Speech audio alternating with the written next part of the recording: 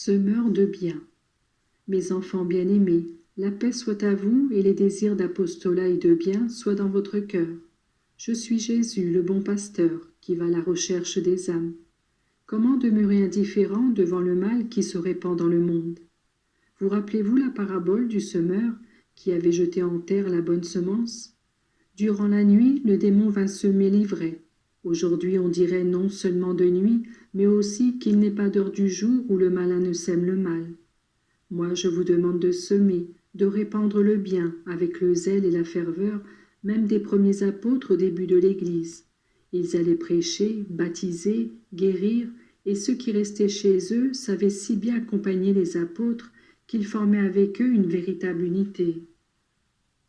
Il avait été dit, celui qui travaille avec l'apôtre aura la récompense de l'apôtre, et de cette récompense, tous se rendaient vraiment dignes. La prière, la souffrance et l'aide, même matérielle, rejoignaient tout le monde dans une mutuelle charité qui étonnait les infidèles et les païens. C'est cela que je désire aussi de vous, de sorte qu'avec amour et humilité vous collaboriez à cette mission si importante.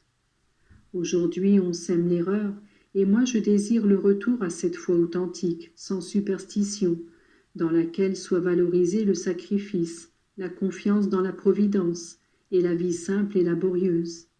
Tout ceci jaillit des enseignements qui vous sont donnés.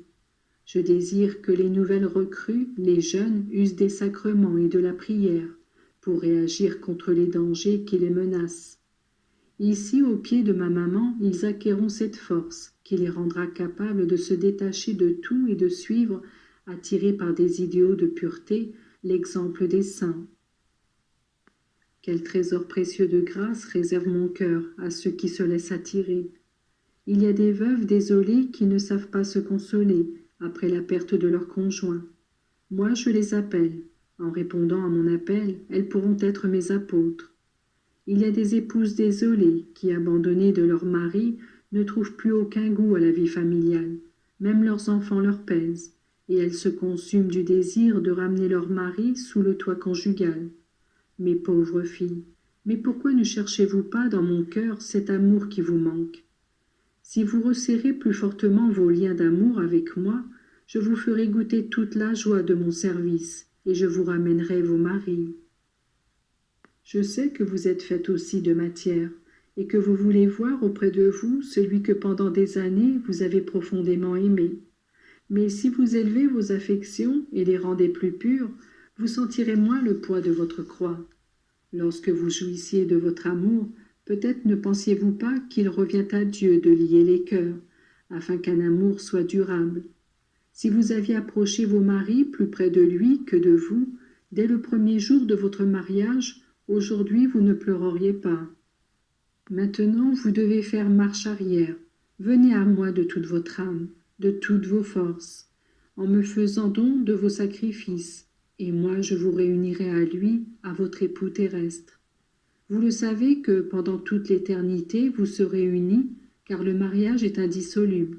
Si vous devenez apôtre, si par vos larmes vous convertissez le mari que vous avez épousé, vous serez avec lui toujours. Comme elle est belle la foi qui vous montre l'éternité, pour laquelle vous devez travailler. Pourquoi vos âmes sont-elles si inquiètes et si insatisfaites? N'avez-vous pas la lumière suffisante pour accepter jour après jour ce qui vous est offert?